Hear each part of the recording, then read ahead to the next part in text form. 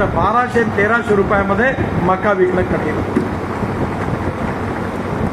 मी बेगुसरायमध्ये पटनामध्ये होतो, बिहारमध्ये गिरिराज सिंग यांच्या प्रचार सभेला.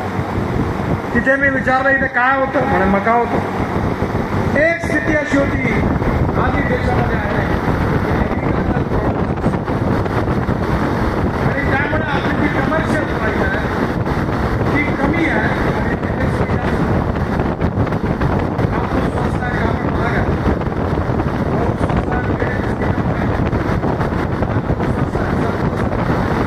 गहू स्वस्त आहे, त्यामुळे हरियाणामध्ये रेल्वे स्टेशनवर तुम्हाला जागा नाही आहे. त्यामुळे आमच्या सरकारने या देशातला आज तांदूळापासून, मक्यापासून, बांबूपासून, राईस स्ट्रॉपासून इथेनॉल तयार होऊन आलेला आहे. आणि इथेनॉल पुरता मर्यादित नाही आहे.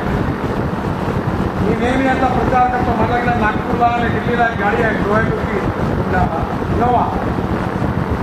त्या गाडी 100% इथेनॉलवर चालते आणि त्या गाडीमध्ये 7%